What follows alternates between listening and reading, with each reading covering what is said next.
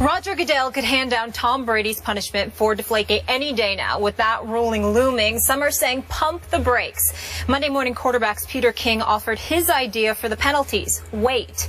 I think it takes a leader to stand up and say, we're going to be measuring the air pressure in football for the first time ever this season, before, during, and after games. And this is too important an issue to not have all the evidence in-house before making a ruling. Now, our ESPN insider Mike Reese also echoed a similar sentiment.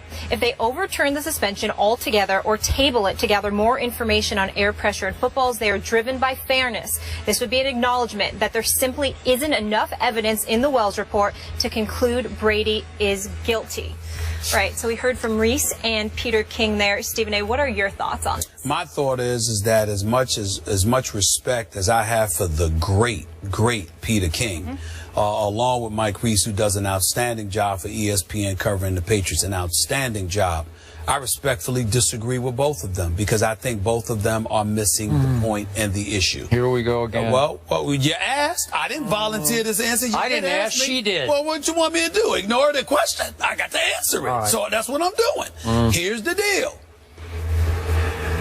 They're focused on Deflategate. Let me emphasize this again so everybody in America will understand where we are coming from. I don't believe the deflated football issue is an issue. I don't care if Tom Brady was throwing Nerf footballs.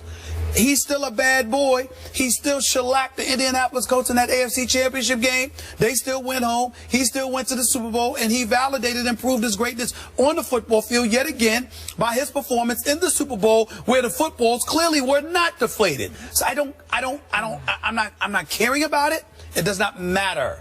The issue at hand was the NFL spent $5 million to finance Ted Wells' investigation, and afterwards, Ted Wells blistered Tom Brady by saying that he was, quote unquote, generally aware and more probable than not that he knew what was going on.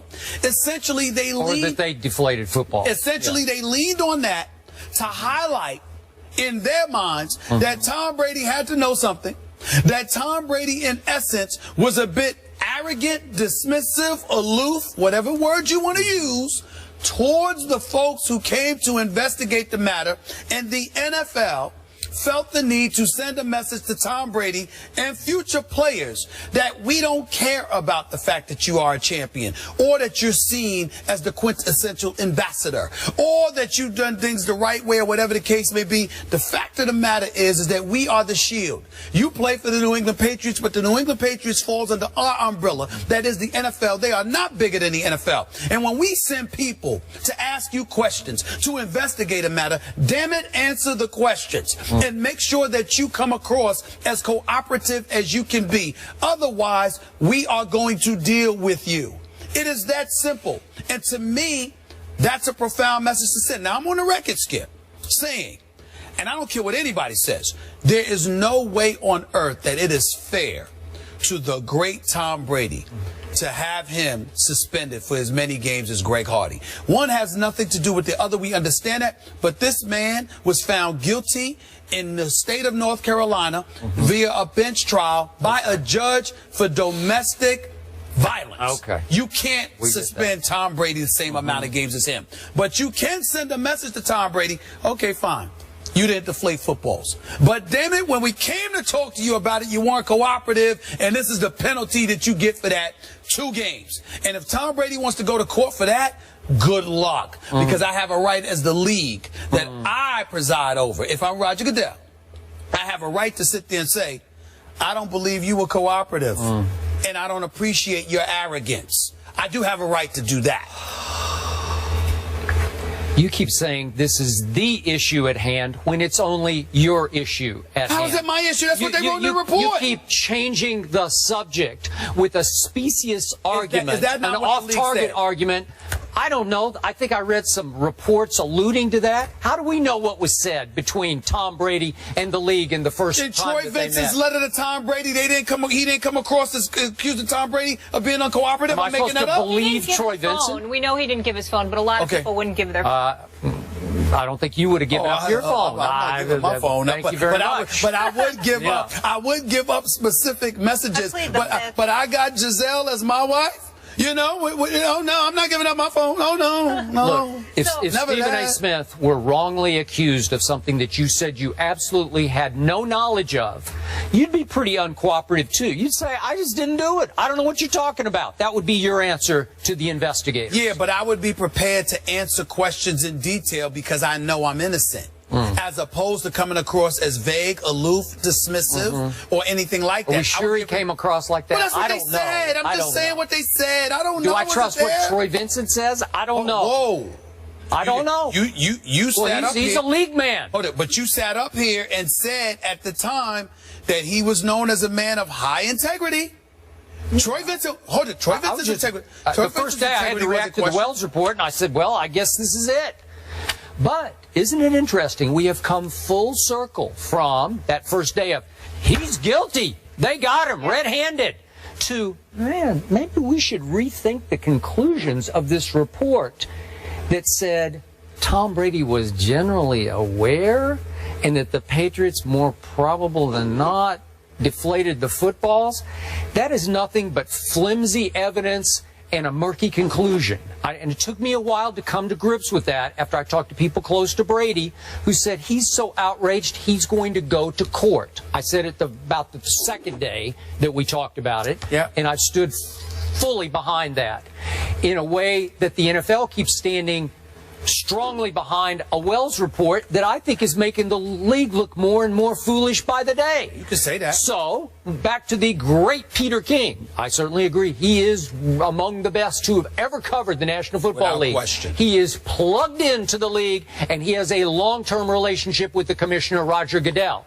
So, is it possible that the league wanted to float this prospect of tabling the issue for a year just to see how Stephen A. Smith might, not just you, but all the media people would react to it?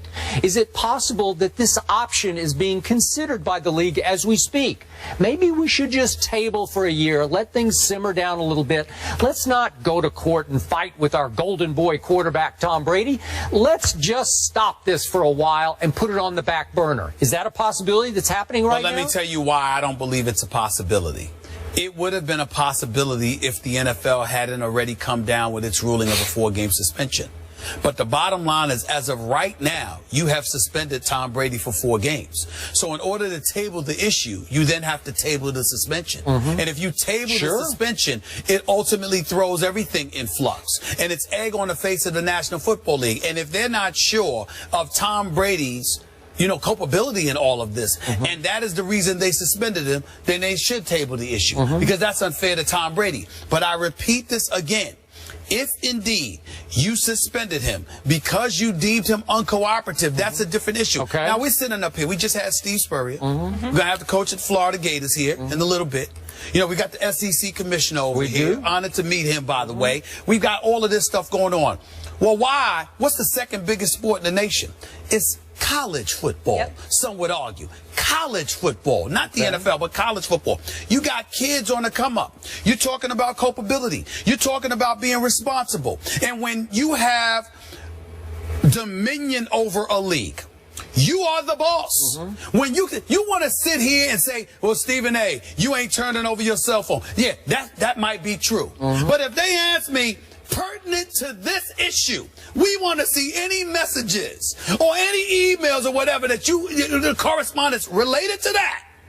And let's say, for example, ESPN wants that. Well, we got Bob Iger, Walt Disney, we got John Skipper running it, we got Mr. John Wildhack. Okay, let them ask me for my cell phone. Here you go. Pertinent to this issue. Here you go. You know why? Damn it, because they're the boss. I work for them, and that's the way it goes. You can't have Tom Brady, quarterback for the New England Patriots. You've got the NFL, Troy Vincent, and all of these boys, security literally escorting these equipment personnel and the likes to the locker room at halftime, bringing into question deflated footballs because the Indianapolis Colts reported it, okay? They're addressing the issue. They came to the Patriots. They ultimately gave you time. They didn't even bother you Super Bowl week. They didn't bother you the week before Super Bowl week. You decided to give those press conferences if you were Bill Belichick. You decided to give that a joke of a press conference if you were Tom Brady leading into Super Bowl week. And then after all of this, you got Tom, and here we come with this investigation to talk to you, and you don't have answers for us. That's a problem. Okay, but we've been over this ground again and again. If they say to Tom Brady, you can pick and choose the texts and the emails in your phone. Said. Yeah, Which that's just nonsense. Well, who wouldn't say, okay, I'll do that? I don't know what actually happened here. You either have the phone or you don't have the phone. Ted Wells said, we don't have to leave this room. I don't need to look through your phone. Whatever, this is Ted Wells on the record. He spoke on this. That's just absurd. No, Skip. You can't say it's absurd if he's on the record telling you exactly what he said to them. According to Ted Wells, he said, quote, show me the emails or correspondence directly pertinent to this issue. I don't want to see any of your personal emails. Yeah. I will take your word for it.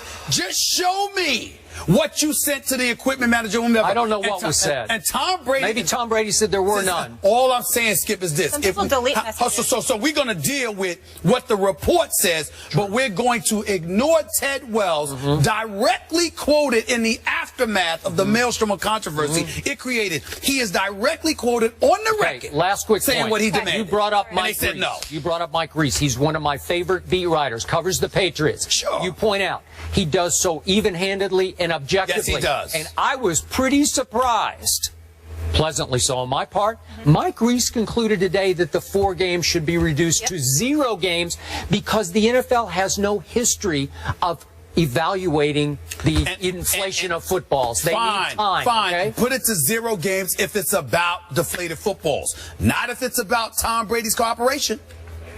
I think they already succeeded in tarnishing Tom Brady's reputation. Okay. That's what they set out to do. One other thing that I want to point out quickly, too, there, that Peter King brought up in the article, if they reduce Brady's suspension, they're also going to have to reduce potentially the Patriots' punishment as well, because they have one there with draft picks. And again, if it is the 4 games, we have the Patriots schedule here, Steelers, Bills, Jags, bye, and then at Cowboys. But joining us now, we go back to the college game, SEC football. The new head man of the Florida Gators, Jim McElwain, joining us now. He's back in the SEC. Welcome, won 2 national BCS BCS championships as the Alabama OC. Come on up. Great to Come be on here. up. Come on up. Really appreciate it. You guys Very doing nice to all right? meet you. Great to see you. Hey, Coach. Thank you. How you doing? Good. How are you, sir? Hey, you doing all right, man? I'm great. Good. Meet you. Good.